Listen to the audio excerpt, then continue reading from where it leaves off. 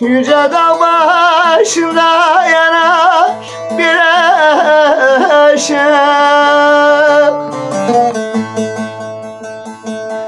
Düşmüşüm derdine olmuşum aşık.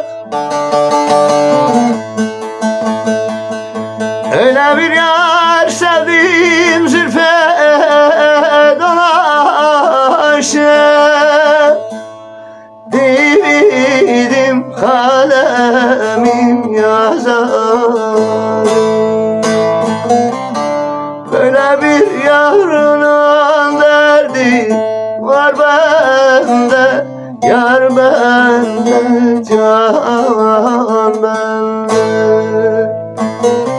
Böyle bir yavrunun derdi var bende, yar bende, can bende.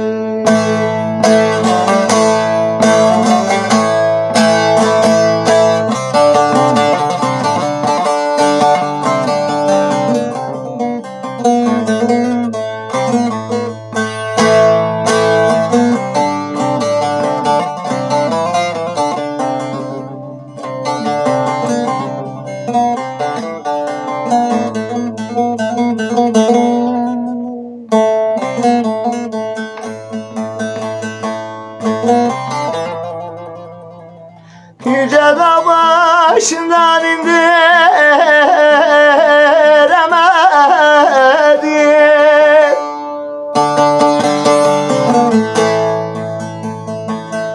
Gönül yanıma döndüremedim.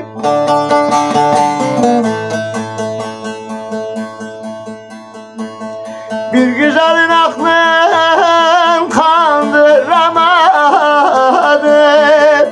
Dividim kalemim yazarım. Böyle bir yavrunun derdi var bende, yar bende, can bende. Böyle bir yavrunun derdi var bende, yar bende, can bende. Böyle bir yavrunun derdi var bende, can bende, yar bende. Böyle bir yavrunun derdi var bende, aha bende, aha yüreğime.